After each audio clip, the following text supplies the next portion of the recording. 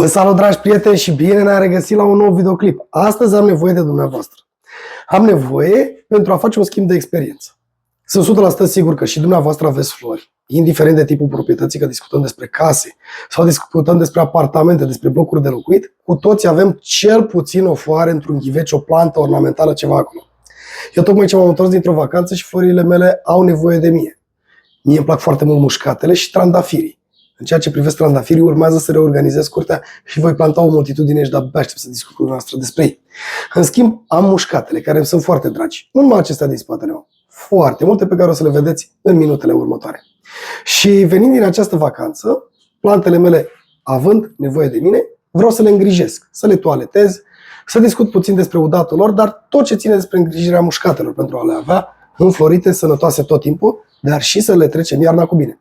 Și aici am nevoie de dumneavoastră. Eu vreau să vă împărtășesc cum procedez eu și ce sfaturi pot să vă dau eu în această privință, iar dumneavoastră vreau ca în secțiunea comentarii să-mi spuneți părerea dumneavoastră și să împărtășiți cu mine pe această platformă informațiile prețioase pe care sunt 100% sigur că le dețineți, astfel încât ceilalți oameni care vin și vizitează acest material și acest canal să poată să se inspire și să aibă și ei la rândul lor niște rezultate uimitoare, pentru că de fapt de drept de asta facem aceste materiale. Să reușim să ne ajutăm unii pe alții pentru a ne bucura de tot ceea ce ne înconjoară.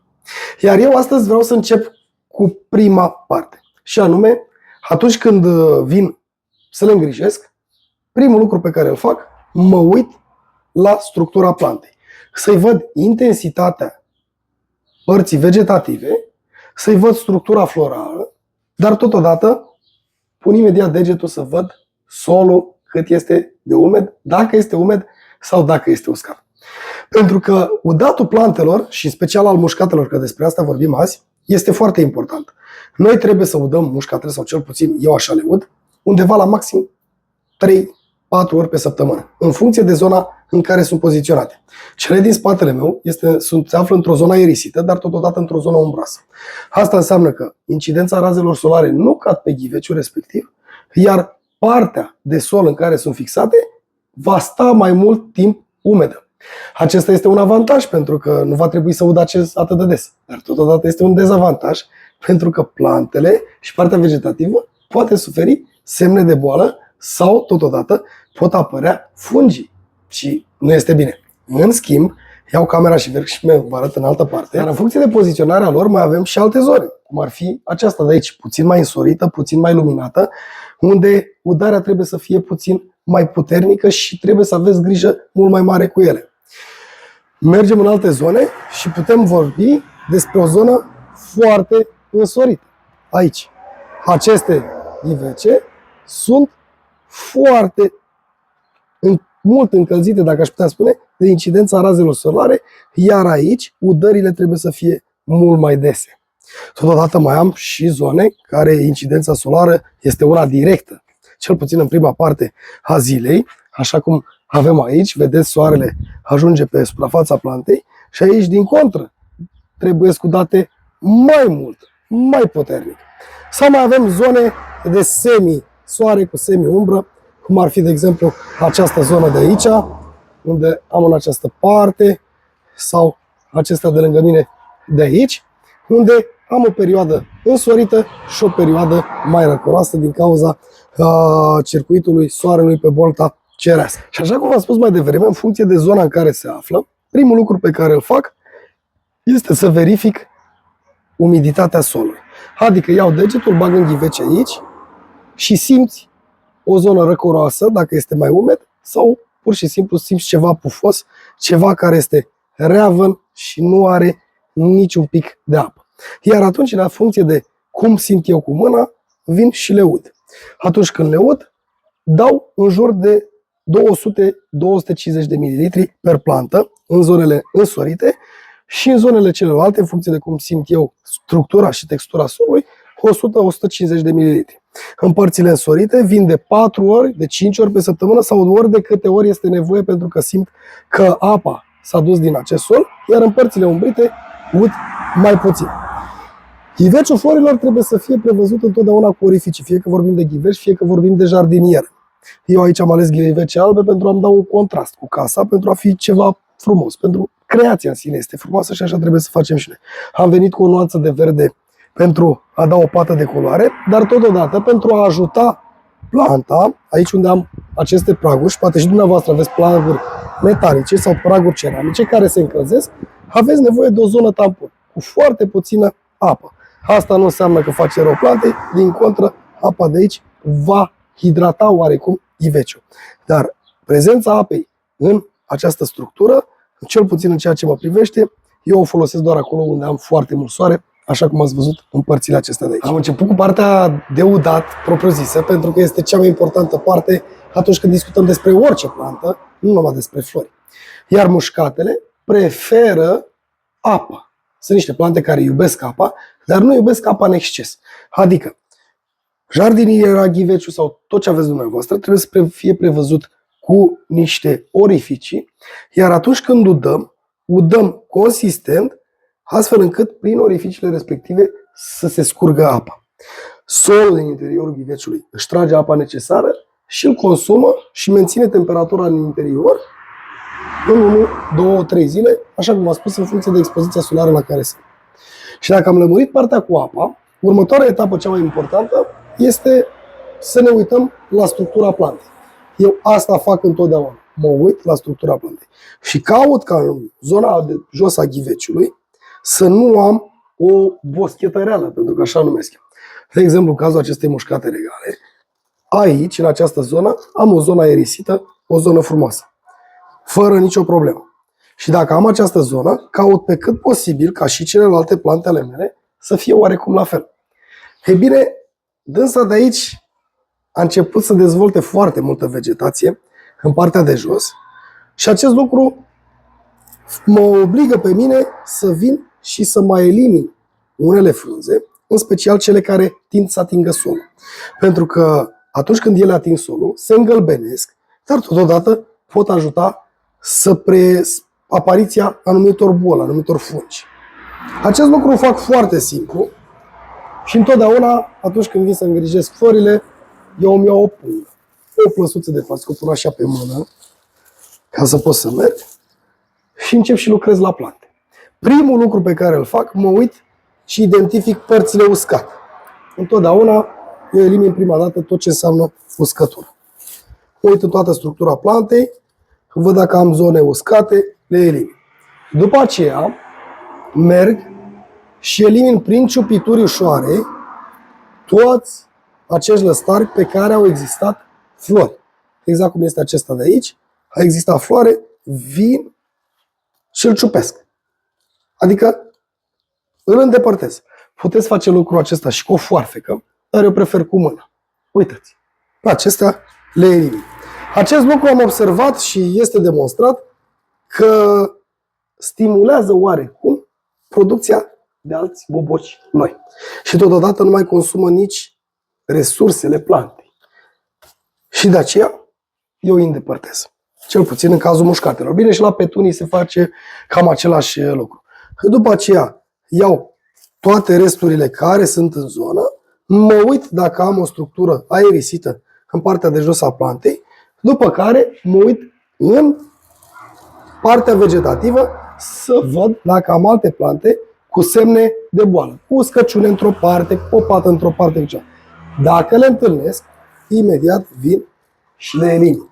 La fel printr-o ciupitură și după cum vedeți aici, am avut o parte uscată. Nu este nicio boală, dar eu o elimin pentru a nu avea nicio problemă din acest punct de vedere. În ceea ce privesc plantele mai dese, și haideți să ducem camera puțin mai aproape, aici voi face și o aerisire. Merg oarecum cu camera mai departe pentru că nu pot să țin telefonul să vă și prezint ceea ce fac în același timp. Da? Ia să vedem. Deci mă uit în partea de jos și mai întâi iau tot ce am uscat. Fie că vorbim despre părți vegetative căzute pe sol, sau fie că vorbim despre părți uscate din interiorul plantei. Uitați. Am un lăstar aici uscat. Mai am o frunză uscată. Și după cum observați, aici am mai multe frunze îngălbenite și frunze care își pierd în vigoare și uscate. Acest lucru se întâmplă tocmai datorită acestei densități. Eu am observat că dacă reduc din densitatea frunzelor și elimin toate frunzele care merg și ating solul în partea de jos și aerisesc oarecum zona ghiveciului sau al jardinierii, rezultatele sunt unele pozitive. Mai întâi de toate, elimin tot ce ar putea să aibă o uscăciune, o pată. Asta vine pentru că a atins solul, contactul cu apa și s-a îmbolnăvit. După ce fac acest lucru, iau toate frunzele care tind să fie mai palide, mai galbene. Și mare atenție! Atunci când udați, încercați pe cât posibil să nu atingeți frunzele plantei sau tulpina acesteia. Deci apa cu care dați la plantă trebuie să nu ia contact cu nicio parte vegetativă a plantei, pentru că asta duce la îngălbenire. Mie mi-au fost udate de cineva din zona de aici și probabil că de asta am și un atac oarecare, o îngălbenire a acestor frunze. Dar imediat rezolvăm problema. Ele se rup foarte ușor, eu le prind acolo unde nu pot să intru cu mâna ca să nu deteriorez planta, țin de ea și apăs cu degetul și astfel aceasta se detașează. Foarte simplu.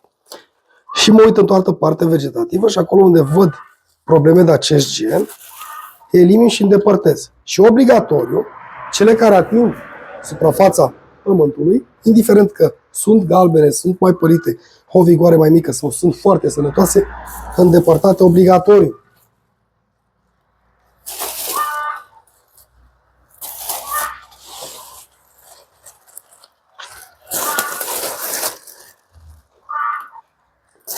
Și cam gata. Am reușit să avem o plantă curată, sănătoasă, aerisită, vedeți că se vede deja un spațiu creat de mine în zona ei, după care la fel mă uit să văd dacă am zone cu boboc, care a căzut floarea, să le îndepărtez, nu am. Am creat această aerisire a ghiveciului, a florii, a tulpinii, am luat mizeria de acolo, o strâng aici, trec la următoare.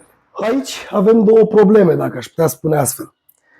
Aceasta dintre ele, observați, că are un colorit puțin mai deschis. Asta înseamnă că are un deficit de potasiu. Aceasta, în schimb, este verde, este viguroasă, este frumoasă, nu are nicio carență de minerale. Eu repet ciclul pe care l-am făcut și înainte, adică curăț toată zona și aerisesc foarte bine planta, dar îmi dau seama de aceste carențe în felul următor. În general o să întâlniți frunze și părți vegetative ale acestea mai palide și mai galbene în partea de jos. Dacă le întâlnesc acolo, eu sunt 100% sigur că e din cauza apei și din cauza temperaturii de afară. Mare atenție, mușcatele preferă cel mai bine un ambient între 15 și 24-25 de grade. Dacă întâlnesc o lipsă a culorii și în partea de sus, înseamnă că avem o carență. La fel procedez și aici, curăț mai întâi tot ceea ce este uscat, tot ceea ce este palid.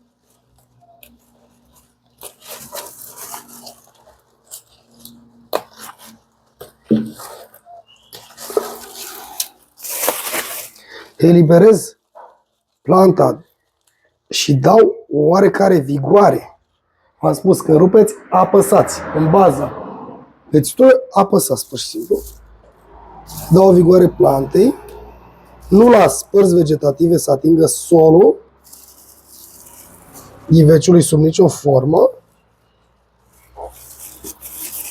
Da? Și mai mă uit în interior să văd dacă mai am semne de boală. După ce fac și acest lucru și planta este una curată și aerisit acum, de multe ori mai suflu pentru a îndepărta praf. Aici unde am o plantă bogată, sănătoasă, fac aerisirea respectivă, îndepărtez părțile acestea bolnave, îndepărtez, bine, bolnavi impropriu spus, degradate, îndepărtez părțile vegetative care ating solul, pentru că de aici pot veni atacuri de fungi și nu este un lucru pe care vi-l doriți. și mai îndepărtez părțile care se îngălbenesc sau suferă o degradare, o parte a degradării. Mă uit să văd dacă am boboci care sunt uscați, terminați, nicio problemă, nu avem, las planta și trec mai departe. În tot acest timp în care mai facem ceva treabă, vreau să discutăm despre nevoile acestor plante. Și vă pot spune că ele au nevoie de o fertilizare. Cel puțin de 2 ori pe lună. Sau măcar o singură dată. Dar ar fi bine de 2 ori pe lună. Ele au nevoie de toate elementele nutritive. Minerale, săruri, macroelemente și așa mai departe. Decât că ceea ce vă pot spune sigur este că elementul cel mai important într-o bună fructificare, că tot de fructificare este vorba atunci când discutăm despre flori, adică planta să aibă niște inflorescențe curate și sănătoase, ține de fosfor. Fosforul este cel mai important element atunci când discutăm despre flori. Indiferent că vorbim despre florile de ghiveci, indiferent că vorbim despre florile ornamentale de grădină, fosforul este cel mai important element. Pentru că acesta își face treaba prin a stimula planta să înflorească. Acum că discutăm despre flori, dumneavoastră puteți folosi 2 tipuri de îngrășământ. Chimic sau bio, așa cum facem noi pe canalul nostru. Atunci când discutăm despre îngrășământul chimic, trebuie să luați întotdeauna îngrășăminte bazate pe fosfor. Adică o concentrație mare de fosfor. Dar să aibă și celelalte elemente. Potasiu, azot, calciu, că sunt cele mai importante. Azotul ajută la dezvoltare, potasiu ajută la deschiderea și închiderea stomatelor, astfel încât planta să se hrănească bine, să trăiască bine, să respire, să-și întrețină funcțiile și să sintetizeze toate aceste macroelemente, iar potasiu este cel care forțează planta să înflorească. Și de aceea aveți nevoie de îngrășăminte. Dacă folosiți unele chimice, pentru că nu mâncăm florile și sunt permise oarecum, puteți folosi pe cele care vi-am spus în 2 feluri. Cele sub formă de granule care le puneți în ghiveciul propriu-zis sau cele foliare, adică cele cu care stropiți planta și planta va lua aceste substanțe prin deschiderea acestor stomate, acolo unde reglează regimurile hidrice și așa mai departe. În schimb, dacă vreți să faceți un îngrășământ organic, un îngrășământ natural, dacă aș putea spune, azi că nu stă foarte bine camera, eu v-aș sfătui să faceți un îngrășământ așa cum am prezentat într-un material, din urzică, o plantă care este foarte bogată în azot, dar și în celelalte minerale și macroelemente, din coși de banană, care sunt foarte bogate în potasiu, și unde credeți dumneavoastră că găsiți cel mai mult fosfor? În lapte. Atunci când facem acest amestec și adăugăm laptele, prin procesul de macerare, drojdile în căutarea zaharului vor sparge toate aceste elemente și astfel dumneavoastră, așa cum ați văzut în videoclipul acela și dacă nu l-ați văzut, căutați-l, cel mai bun îngrășământ natural pentru mușcate. Din acest îngrășământ puteți să udați de 2 ori pe lună plantele dumneavoastră și nu o să vă vină să credeți. Iar asta ține de hrănirea plantelor.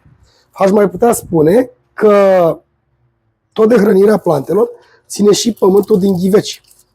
În general, cei care probabil cumpărați foarte multe flori primăvara, va trebui să veniți în primăvara următoare sau atunci când le mutați și să faceți un amendament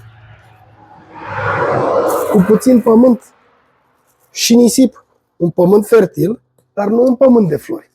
Mergeți în special în zona câmpului, acolo unde pământul este negru, sau mergeți în zona pădurilor, de asemenea unde pământul este gras, luați pământ, puneți 8 părți pământ și 2 părți nisip, amestecați și cu pământul care este deja în ghiveci și vă veți face un pământ fertil de susținere al acestor plante.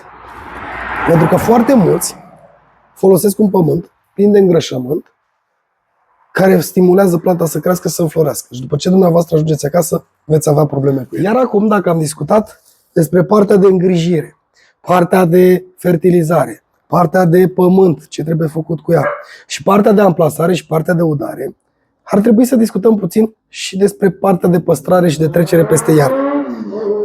Mușcatele, în general, sunt plante originale din Africa de Sud. acolo au fost ele descoperite prima dată. După aceea au mai fost descoperite prin Australia, prin alte zone și așa mai departe. Ele sunt niște plante perene, adică au cicluri vegetative o singură dată pe an, cum este la noi, încep primăvara, atunci când temperaturile încep să crească, trec constant peste 5 grade, iar când ele scad sub 5 grade, sub 5 grade cu plus constant, ele încep să se intre într-un repaus, într-o perioadă de hibernare. Ei bine, trebuie să știți că acest lucru influențează foarte mult momentul în care dumneavoastră le depozitați. Spre deosebire de perioada verii, atunci când ele au nevoie de foarte multă apă. Toamna, când temperaturile se duc sub 10 grade, cam 8-10 grade, cel puțin eu așa procedez, le mut. Le duc, am o zonă deschisă la etaj, le las acolo, este o zonă călduroasă, este o zonă cu soare. Este foarte important ca în perioada iernii, știu că se practică foarte mult, prezența sau depozitarea mușcatelor în pivnițe și în beciuri. Ele au nevoie, din păcate, și de soarele iernii. Și acest lucru ar trebui să influențeze într-un mod pozitiv plantele dumneavoastră. Deci dacă nu aveți un loc însorit în care să le țineți, unde să aveți cât de cât radiații solare în timpul iernii, cel puțin o dată pe lună, atunci când temperaturile sunt peste 5 grade, se găsește, sau pur și simplu la un geam, le duce și le lăsați să le ia soarele o zi, chiar dacă ele nu mai au frunze, nu mai au aceste lucruri. Pentru că este foarte bine. În schimb, cu partea de udat, atunci când vine iarna și intră în repaus vegetativ, udările se vor face doar de 4 ori pe lună, adică o dată pe săptămână și atunci foarte puțin. Pentru că ele, intrând într-un repaus vegetativ, nu vor mai consuma atât de multă umiditate, iar acest lucru, dacă dumneavoastră insistați cu apa asupra lor sau nici nu le dați apă, există posibilitatea să pierdeți plantele și acestea să moară. Și nu este un lucru bun. Eu v-am spus unde le depozitez, astfel încât să le ia soarele și le ud, așa cum v-am spus, de maxim 4 ori pe lună. Adică o dată pe săptămână. Acesta este ciclul de udare pe care îl fac eu. În schimb, dumneavoastră procedați cum doriți. Și așa cum v-am spus, că aștept în secțiunea comentarii să-mi spuneți cum procedați și dumneavoastră. Iar acum, dacă am discutat despre partea de fertilizare, de îngrijire, de hrănire, de aceea pentru depozitarea peste iarnă, tot ce vă trebuie să vă mai spun este că atunci când le scoateți din iarnă sau când le scoateți în primăvară, tulpinile bătrâne, cele groase, se secționează la jumătatea distanței dintre sol și vârful ei. Să spunem că avem o tulpină atât de mare, aici avem solul, mergem la jumătate și o secționăm cu o foarfecă sterilă, desterilizată, astfel încât noi să stimulăm producția de boboci noi și de flori noi. Ia uitați ce frumoasă este aceasta, uitați ce sănătoasă, ce bine crescută. Îmi sunt foarte dragi, îmi plac, dar din cauza că o frunză a căzut pe sol, a luat contact cu sol, uitați, a început să aibă probleme. Aveți mare grijă că în funcție de soiul fiecarei plante în parte, există posibilitatea să aveți niște frunze mai verzi, mai profunde, mai puternic colorate și unele mai palide. Textura frunzei, care are o problemă, o veți căuta și o veți descoperi prin vigoarea ei. O zonă care este afectată și trebuie îndepărtată și este palidă, este mai moale în general. Iar cele care sunt sănătoase și puternice, chiar dacă prezintă ceva, sunt cele care nu sunt pătate, care nu sunt moi. Ele sunt viguroase, sunt foarte tari. Să lucrăm și la aceasta, dacă toți suntem în această etapă. Da, să luăm uscăciunea, sper că se vede. V-am spus, îmi pare rău că nu pot apropia foarte mult, deoarece telefonul meu trebuie să stea undeva pentru a filma, ca să pot să lucrez cu ambele mâini. Și gata, planta noastră este sănătoasă și frumoasă, deosebită, aș putea spune. Și sunt 100% sigur că și dumneavoastră aveți la fel aceste flori. Nu în ultimul rând, vreau să discutăm puțin despre bolile acestor plante și ceea ce vă pot spune despre mușcată este că ea este o specie foarte rezistentă. Rare ori este atacată de vreo boală. În general, boli fungice sau boli bacteriene, dar foarte, foarte rar. Atunci când planta este bolnavă, veți vedea frunzele că se îngălbenesc în toată zona ghiveciului, nu numai sau a jardiniere, nu numai în partea de jos. Veți vedea planta slăbită, moleșită, distrusă. Dar, în general, nu se întâmplă asta pentru că, așa cum am spus, este o specie rezistentă. În ceea ce privește tratamentele, există tratamente chimice, fungice sau bactericide care se aplică pe structura plantei atunci când aveți nevoie, nu preventiv. În schimb, eu folosesc laptele preventiv într-o diluție de 1 litru de lapte la 15 litri de apă, deși este foarte mult, sau faceți paritatea fără nicio problemă, și stropesc odată la o lună și jumătate, preventiv. N-am avut atacuri de boli și nu au fost probleme foarte. Așa că, dragilor, ne-am întors de unde am pornit în această călătorie. V-am spus cum am eu grijă de mușcatele mele, pentru că, așa cum v-am zis, îmi sunt dragi. Iar eu acum aștept în comentarii părerea dumneavoastră, să-mi spuneți cum procedați voi. Pentru că sunt 100% sigur că mai sunt foarte multe secrete care țin de aceste plante minunate și nu numai.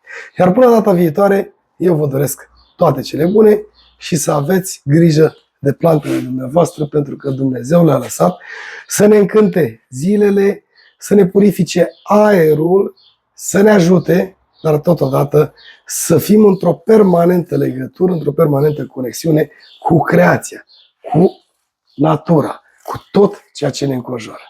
V-am pupat!